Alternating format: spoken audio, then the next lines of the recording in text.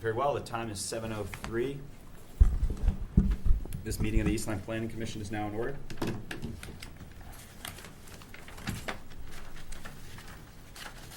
Please join me for the Pledge of Allegiance.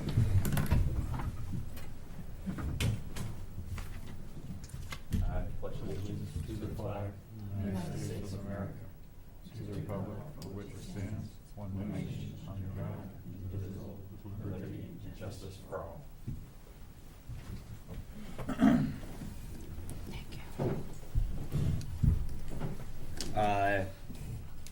Seeing as we have a vacancy, I'd like to invite Sammy up for join the commission this evening.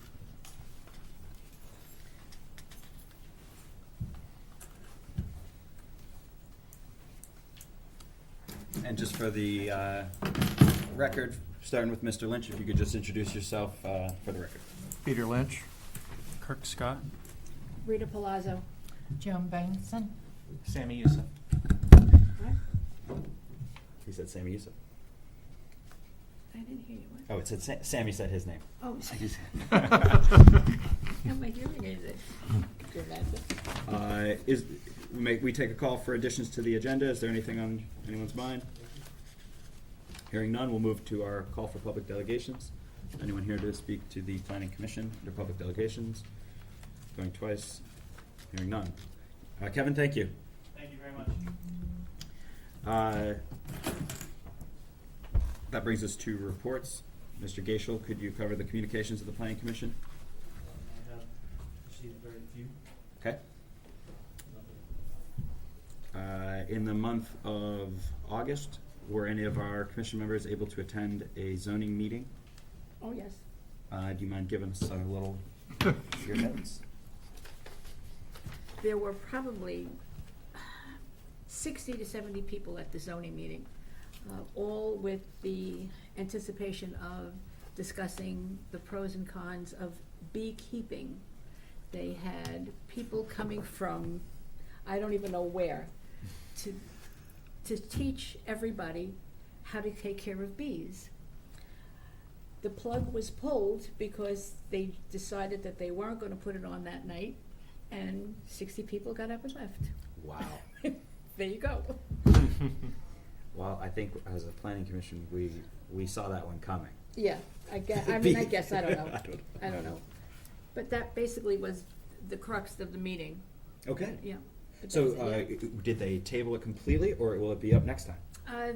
They're thinking maybe around December. Bees don't sting in December, I don't know. It's too cold. Yeah, bees are not popular in August, people. Very well, thank you. That brings us to our ex officio. Tonight is Selectman Kevin Seary. I don't know if some of this was covered, but we had a town meeting in August where we approved the purchase of a fire truck for Flanders, a pumper, traffic lights, and street lights. Actually, we're going to upgrade all the street lights in town.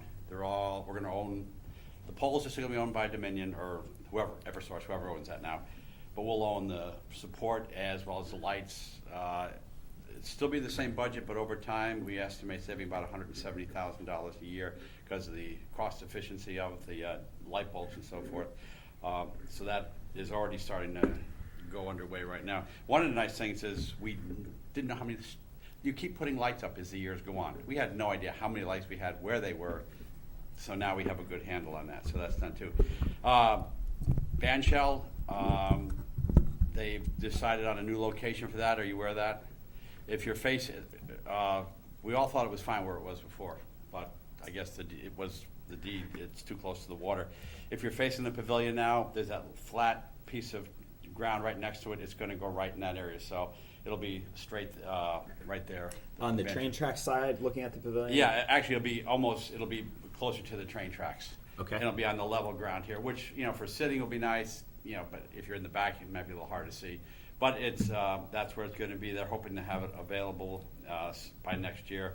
The town meeting approved the allocation of about $75,000, $60,000 of which were donated by different organizations in town. The town only had to put up $15,000. From repairing town roads and streets, Cavison and Latimer got a major redo this summer. A few towns got some chip sealing and so forth. Now they're working on Stonywood and Bush Hill. That's going to be completely taken apart and put back together. We approved a bond of about $920,000 for that a couple months ago. That they couldn't even plow. As they plow, they were actually plowing up the asphalt. You really can't even repair it anymore. They did that one lane on 95 for 2 days on 2 separate occasions, and the backups were extremely minimal. Of course, then we had an accident, and that wasn't planned. And right after one got cleared south, northbound, a truck went off the road, hit a tree, and it fell across the right lane up by Rocky Neck, so that closed it. And then last week we had another accident which closed the road for about 4 hours. Fortunately, no one hurt. A tractor trailer didn't slow down when the traffic slowed, turned into a chain reaction. Fortunately, no one got hurt. So 95 is a horror show. We know that, and we've heard about the total opposition to putting a rail line along or moving that rail line. I can't foresee that happening anytime in the next 40 years. Even if they decided tomorrow to do it, I'm sure the lawsuits would keep that tied up forever. I think Senator Blumenthal said he would lie down on the tracks before he would let that happen. I hope that doesn't happen, but they had the regatta for Save the River, Save the Hills 2 weeks ago, Saturday. I paddled up in my kayak from Cheney Point Park all the way up to the. Going up was fine. Coming back, Yeah, the where wind was was the tide? The wind was in my face, but it was a lot of fun. They raised a few $1,000s that day. There's a lot of enthusiasm with that group. One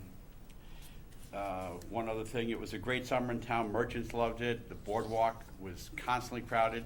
We only hit capacity at McCook's for not being able to park anybody there on 2 days, July 4th and celebrating Lyme Day. Every other day there was parking available, maybe not down in the lower lot, but there was parking available.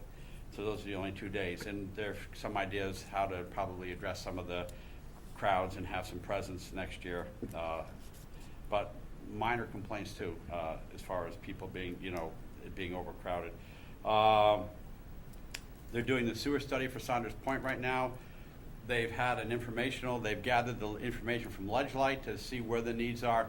Now they're going out and talking to the people to find out where the needs are. We're hoping by December to have a formalized plan to look at what to bring to the town next year, and hopefully there's a hope that it'll be able to start in 2018 if they decide that's the way to go. There's a desperate need for it. My honest opinion is DEEP's eventually going to tell us you have to put sewers there, so we don't want to have to wait for that. Last thing, we did have a millstone or a Dominion drill, which the town did extremely well on. The fire marshal's office, EOC, was really well prepared for that. And the last thing is, last Friday was Protec's last concert of summer. They are Of done the season. forever. Forever. They are done. Couple things, insurance, and it had just become such a massive undertaking on a weekly basis, Cool. The time. And insurance was a lot of it too, so the thought is next year, possibly the band shall be a great spot for it, but there's something nice to be said about that concert on Main Street. So I was talking to Julie Wilson today, said convince your brother into having one at the end of the year and make it a big to-do, but I don't know if that'll work, but there was probably at least 300 people there at various times the other night. The crowd thinned out, but it was a great thing. Mark gave them a proclamation from the town. They, this year, I think raised over $16,000 for our high school music programs, and Wow. well over, I forget how many tens of thousands over the several years they've done it, so. But that's it. Any questions? I do. Yes. On the band shell, it's going to be closer to the tracks? Yes. What about a train going by?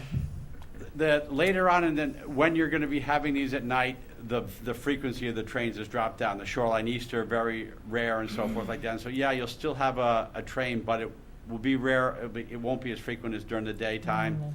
And you're only about 40 feet closer to the tracks than you would have been in the old location anyway. So you'll hear it, but if the music's playing loud enough, they'll drown out the train. I hope. Okay, so where is it going to face? The It'll park? face the park. Okay, it'll- not out at the sound like the previous.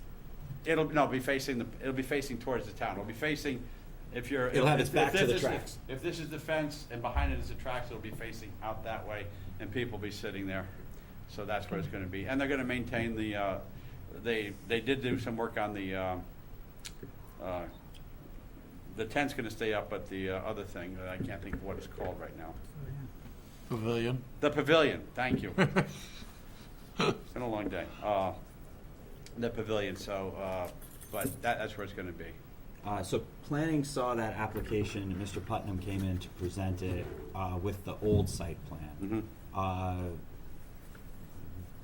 Will we see the updated site plan? Yes, yeah, yeah. We'll come back and update it dash 24. Okay, so it's a new app? It would be to zone, yeah, so Okay, so we'll see it again as a referral? we can't, I think just to. That's what I'm asking. Do we need to redo that? Or, site plan to me I is, believe we found it, I think it was consistent with P O C D, so would the relocation of it still be consistent? I just don't know what constitutes a new application. I'll tell you, there's a Parks and Rec meeting, I'm ex officio of that Thursday night, I'll mention it to Dave. I know his board has to officially vote on it too, so. Okay. Let's, so maybe that's why he's not here this month, probably waiting to make sure they all. Yeah, I can get some clarification. It may just be merely just advising the commission that the location's moving. I think for all intents and purposes, the use of the van shell would still be considered, regardless if it's 40 feet different from location. Oh, and one last thing too, Roxbury Road, there's 2 buildings gone, if you've noticed. I didn't, The old town Roxbury garage, Road. the lower 2 buildings that were eyesores for Oh, I know. people on Romagna Road have been complaining for a long time. We promised, they're gone. The shed will stay there, and that's gonna be used, the salt shed's gonna be rehabbed a little bit, and that's gonna be used for storage for some vehicles, because that's, there's nothing wrong with that, but the other ones are gone now. Okay, I have 2 questions, one Yes, related to please.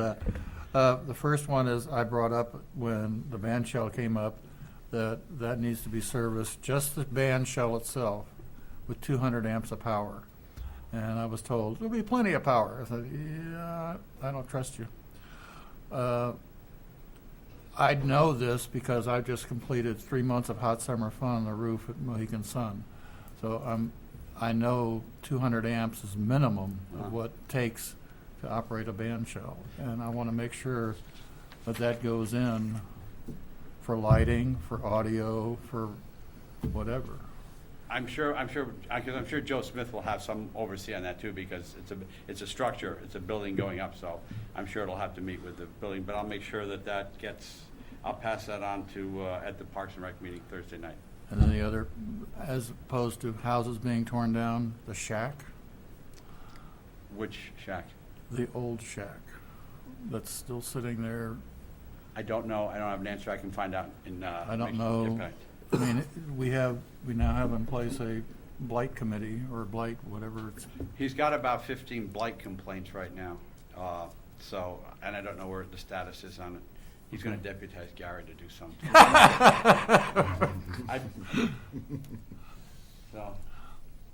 But I'll find out about the shack. My guess, I don't know if that's all tied in with what's planned up there right now. yeah. I don't even know, but I'll get an answer for you. Mr. Gaishel, are we tracking what the, where the blighted parcels are being reported as and putting them on a map?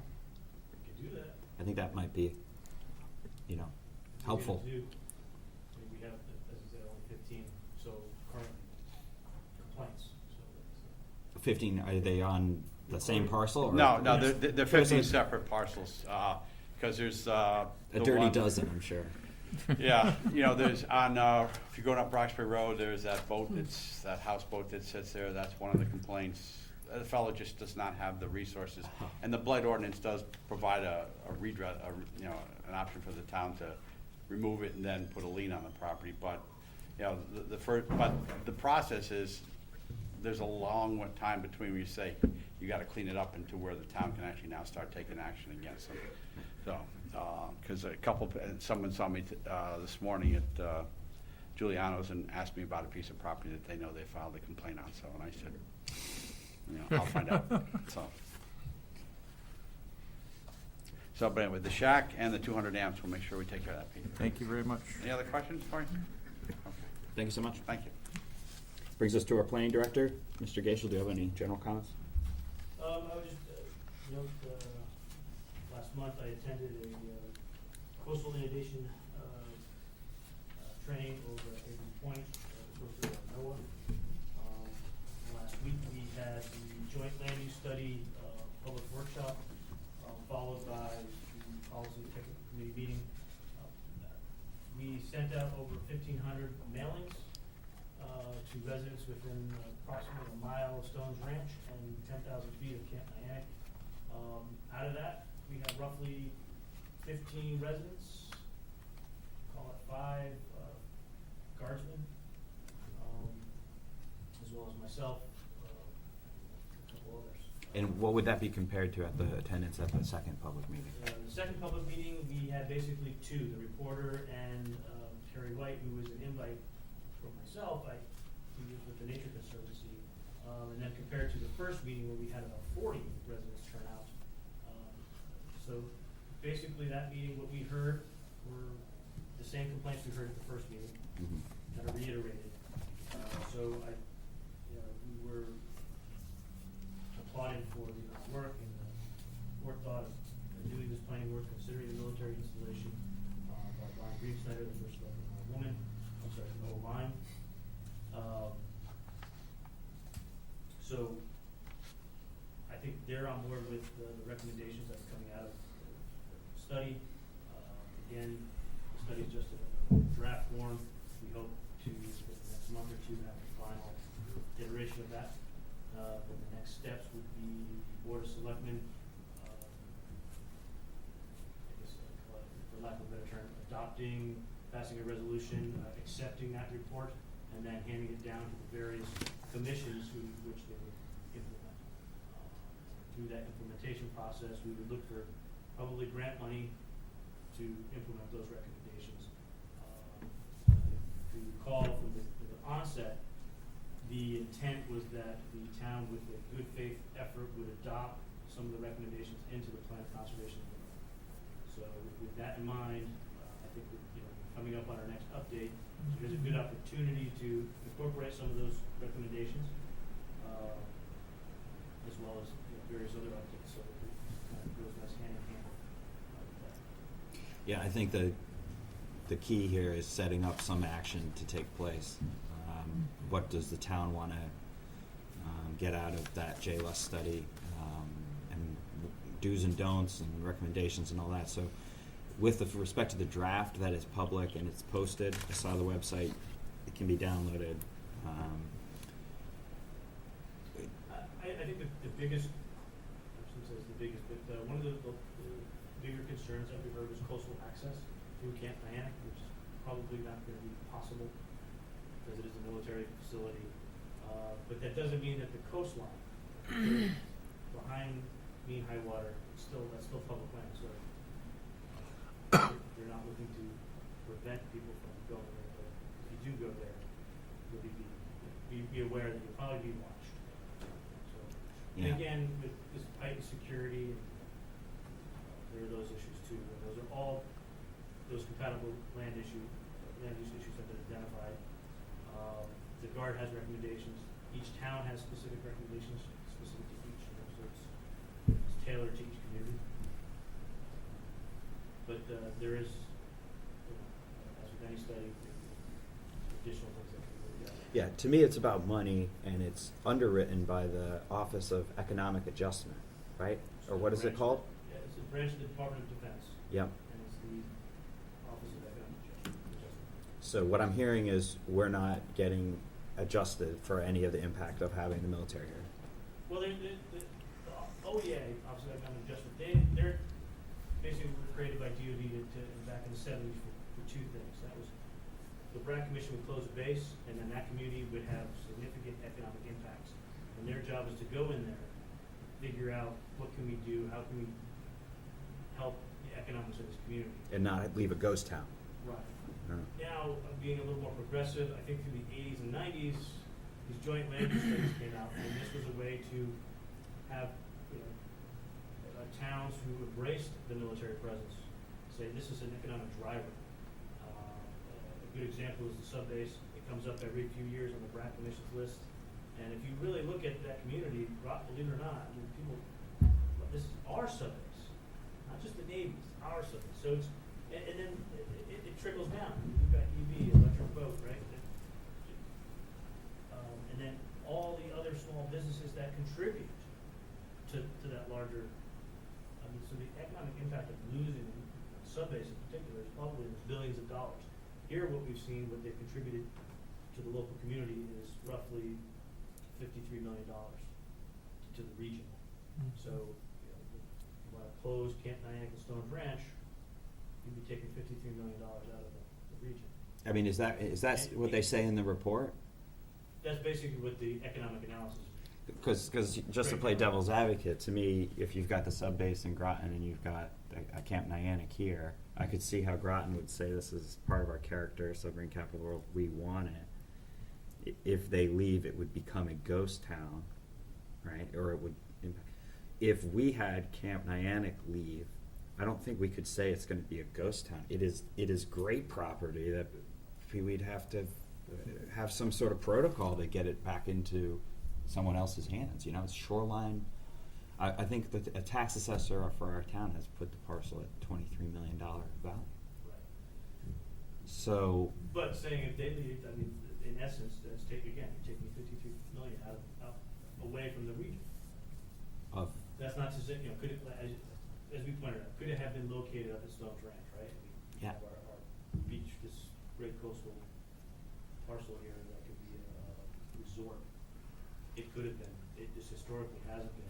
And now it's been reinvested in, if you will, by the state to become a regional training center. So I don't foresee in terms of land use that use changing